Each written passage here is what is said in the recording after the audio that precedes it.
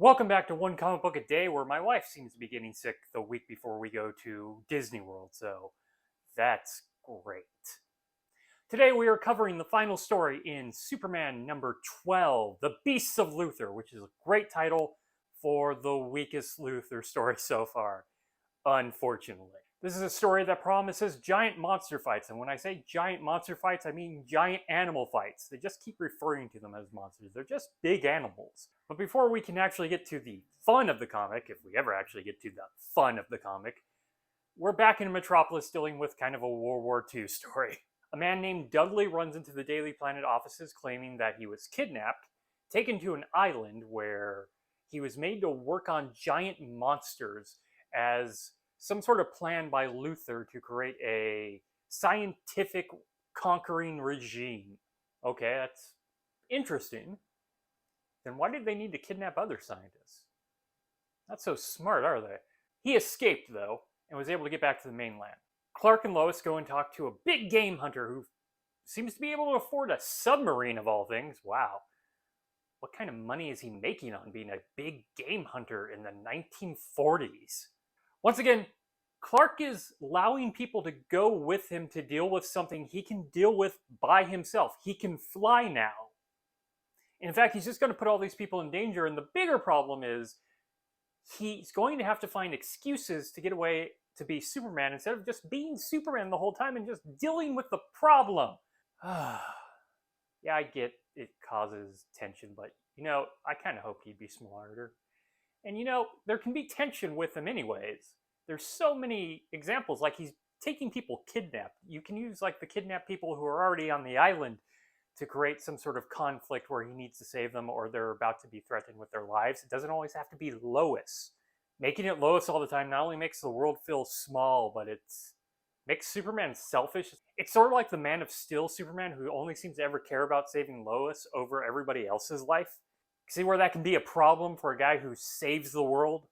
When they go to see Dudley, Dudley is dead. He seems to have died of ant poison, and for that to be possible, it had to be a very big ant. No explanation where the ant went. This apparently giant ant that's free roaming in Metropolis. They don't seem too worried, so let's not worry about it. They get in the submarine where they're attacked several times. Superman has to save it from two other guys from Luthor trying to stop them, and a giant octopus who looks more like a giant starfish for a bit. I swear this thing doesn't have enough legs. When they get to the island, they're immediately captured by Luthor. Clark does become Superman. Bright blue costume, red cape, and uses his, not really his powers, but he starts sowing seeds of doubt with the other scientists, basically pointing out that Luthor is going to, get rid of them eventually, and yeah, he probably will. Have none of these people dealt with Luthor before? Also, this is a story where Luthor has an island full of big things. This is, okay, that was a bad way to put it, but big kind of animals, which we already had in that Luthor story, within the last 20 issues, where he had the dinosaur island. Actually, that may have been the last Luthor story. I don't quite remember. Where Superman left him to die by a whole bunch of dinosaurs attacking him at once. One of them being, like a 7-foot tall T-Rex, but a T-Rex nonetheless. So this feels like a unilateral move at best for Luthor. It's basically the same story, except he's not in it a lot. We've finally gotten to the Beasts, but they're not. This is less than a third of the comic left, maybe a sixth. So Luthor uses some sort of paralyzing gun against Superman, which actually works. He doesn't fake it or break out of it immediately. And he is able to convince the other scientists to throw him into a pit where he's going to be attacked by other beasts. But Luthor has outsmarted the other scientists, and there's a trapdoor, so they fall in with them. Superman finally breaks out of the paralysis, just in time to save the other scientists. Oh wait, now they're dead. Why doesn't he save people? That was a perfect example of people he could have saved. He goes back up, defeats Luthor, gets Lois. The island's about to blow up because Luthor set off the self-destruct because he's crazy. Lois says something about maybe trying to save him, but Clark is up for letting him deal with his own situation he created. I don't know why Superman would think Luthor would die this way. He left him being attacked by 3 dinosaurs on an island that was also being destroyed, and Luthor is still fine. I don't think he's dead.